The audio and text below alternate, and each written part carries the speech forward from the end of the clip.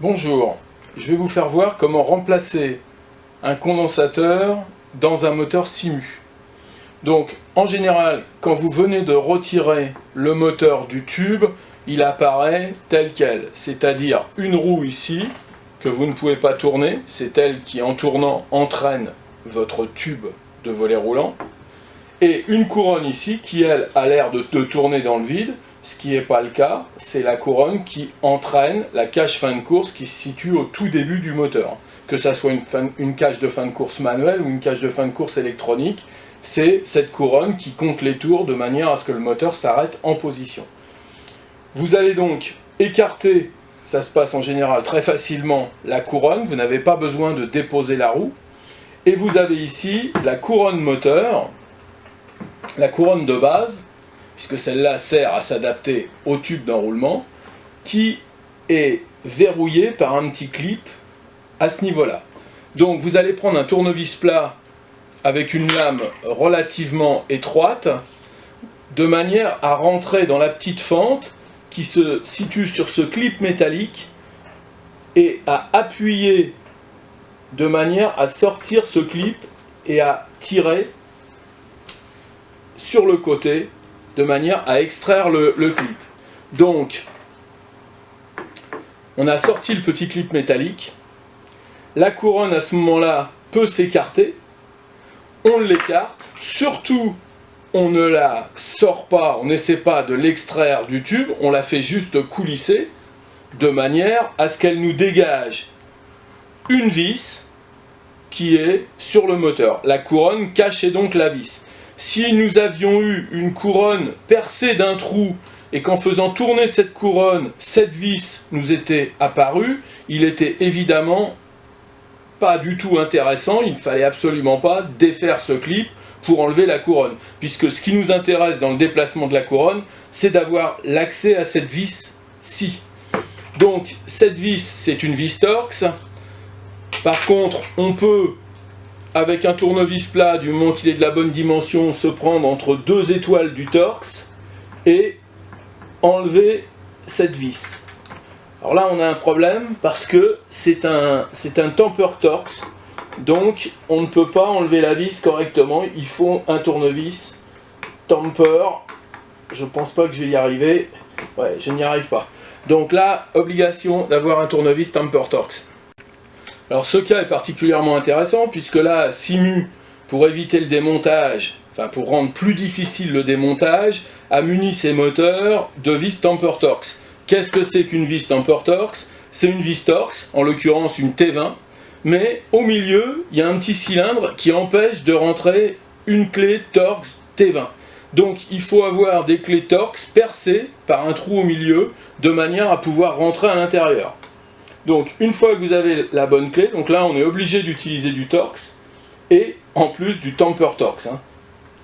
Voilà, donc là on va extraire la vis, on va la dévisser. Elle est facile à dévisser puisqu'elle est vissée dans du plastique. Et à ce moment-là, on n'a plus qu'à tapoter sur la tête de manière à sortir. Alors je vais repousser un petit peu la couronne, de manière à sortir. Alors le Simu a une tête assez étroite, donc c'est pas facile. Bon, on peut taper sur les ergots métalliques qui sont très costauds, taper des deux côtés de manière à sortir la tête bien droite, qu'elle ne se mette pas en porte-à-faux à l'intérieur du fût moteur. Et voilà, là on peut dire qu'elle va être sortie. Donc là on va tirer et on va sortir la cage fin de course qui est ici, d'accord, et le condensateur qui est là. Donc on va s'apercevoir que le condensateur est entouré d'une mousse. Cette mousse a pour effet de bloquer un petit peu le condensateur à l'intérieur du fût, surtout qui ne batte pas à l'intérieur du fût qui va tourner. Et puis on aperçoit ici deux Cosfaston qui servent à connecter le condensateur. Et derrière, alors là on peut tirer largement, il y a du râpe de fil, donc on ne risque pas d'arracher les fils en tirant, de manière à le sortir largement du fût moteur. Et on va remarquer que le scotch ici emprisonne des fils mais il n'y a pas de connexion à l'intérieur. Il ne fait juste que faire un guidage de ces fils ici.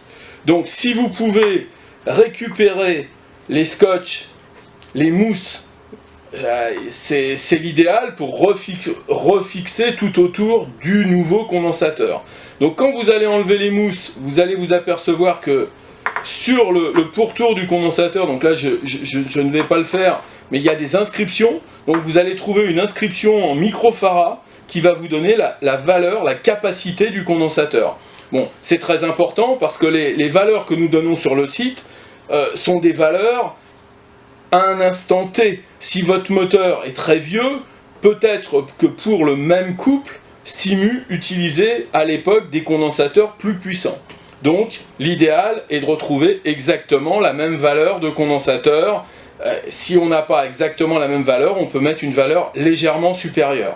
Et il faut également que le condensateur donc rentre dans son logement et ne soit pas trop long pour pouvoir rentrer dans le fût moteur.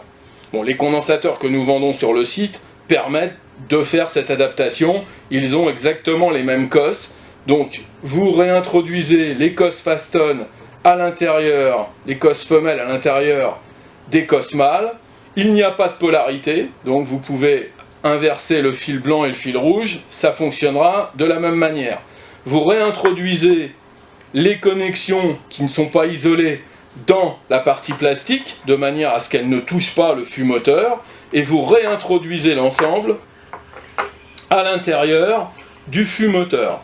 Vous allez repérer le trou du fût plus le trou dans la tête de la cage fin de course, et vous les faites coïncider.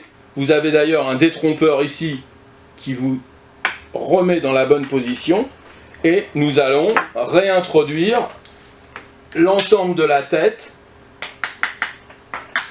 à sa place. Voilà, donc là on entend bien au bruit qu'on est embuté. Ça sonne.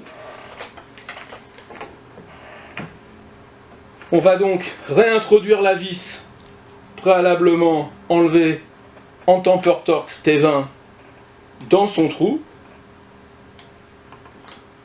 On va veiller à ce que la tête soit bien enfouie à l'intérieur du fût moteur.